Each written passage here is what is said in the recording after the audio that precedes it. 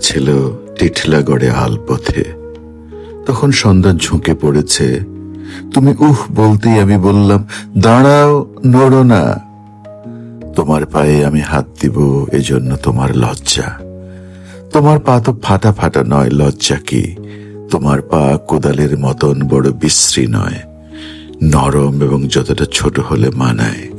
জাপানি মেয়ের মতন খুব নরম, খুব ছোট নয়।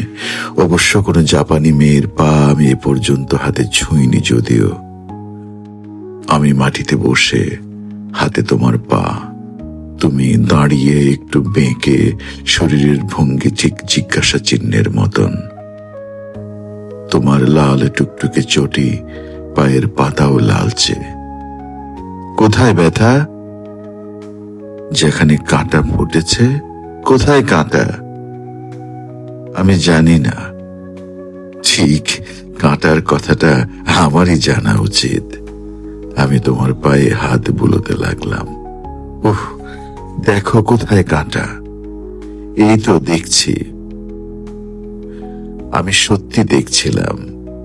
দুহাতের মুঠোয় তোমার নরম, যতটা ছোট হলে মানায় পায়ের পাতাটি ধরে টিটলাগড়ের সেই অবনত সন্ধ্যায় আমি গভীরভাবে দেখছিলাম। কাঁটা দেখিনি, দেখেছি গোলাপের সৌন্দর্য। কিন্তু কাঁটা খুঁজতেই হবে, নইলে তোমার পায়ে হবে ব্যথা, বিষ।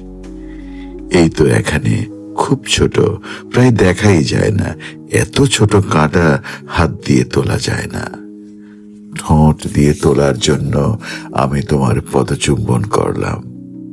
তুমি এই অসভ্য বলে আমার মাথায় হাত রাখলে, দেবী মূর্তির মতন ভঙ্গি।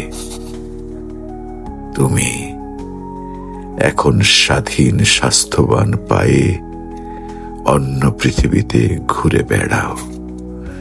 আমি তোমাকে আর দেখি না, তুমি আমার দেখাও চাও না।